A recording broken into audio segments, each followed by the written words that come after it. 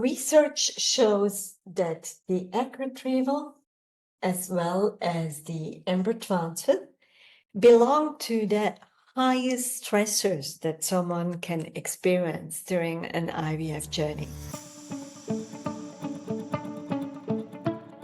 Hello and welcome back to today's session. Today I'm going to talk about the IVF timeline. The IVF timeline can be very, very helpful if you are preparing for an IVF program, but you don't know exactly how this will go about. So today I'm taking you through this timeline so that you get a good introduction into how the steps are being lined out and what's happening during your IVF program. So it all starts with your first appointment here.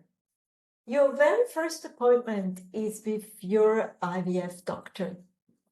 The IVF doctor will actually share more at the clinic with you on how he or she can help you during the IVF program. Usually also the IVF doctor would want to monitor you and schedule a second appointment. And that appointment is to do usually a scan of your ovaries and to look at how many follicles you usually have growing, and also to see whether there is a difference between your left ovary as well as your right ovary. When everything looks good and everything is ready to go, your doctor will want to start your IVF procedure or IVF hormone stimulation on your day 2 of your menses.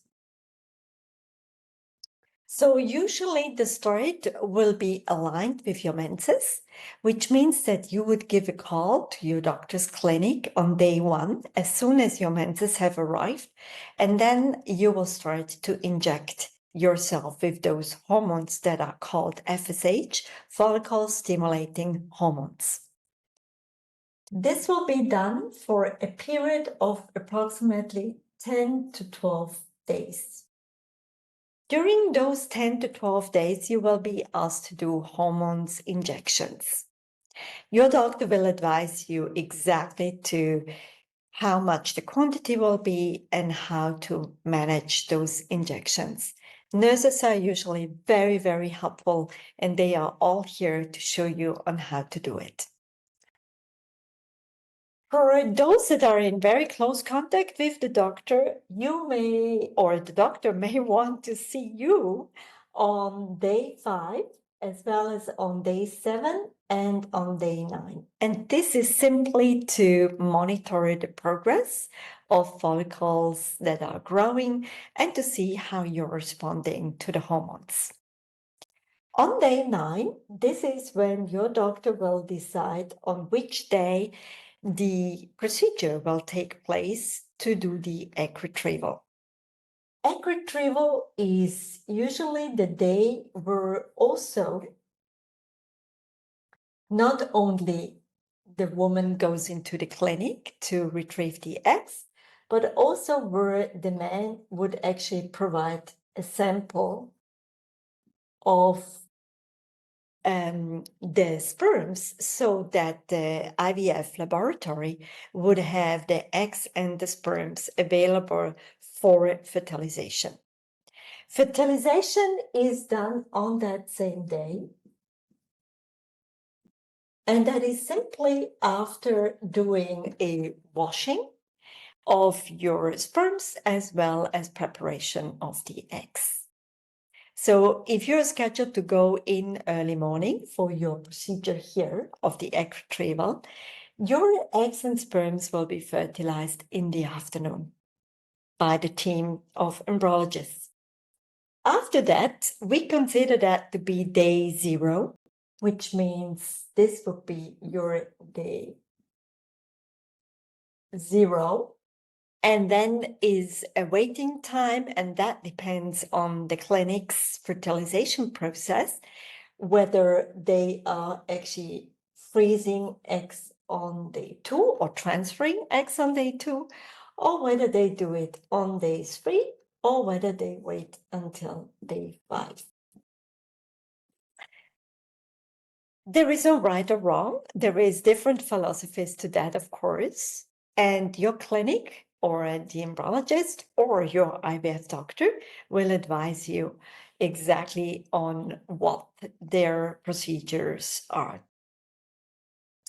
Once you have reached whichever day, your embryos will be either transferred in a so-called fresh cycle, or they will be first frozen, and then you will come back for embryo transfer. I'll walk you now through how it works for a frozen embryo transfer, because that's a very common procedure in many clinics to do. If you go for a frozen embryo transfer, your embryos will be frozen on a specific date. Usually it's either day 3 or day 5. You will take some time out here to really take a little break, a holiday, to give you also a physical break and an emotional break, especially also to wash out all the hormones that your body was trying to absorb during the hormone stimulation period. And the earliest you can come back is 1 month later. That's when you will be going back about a week before embryo transfer, to monitor the uterus lining and to start taking progesterone. Progesterone is the hormone that helps to build the uterus lining, to make it thick and soft and really a cozy environment for your embryo to nest in and to implant.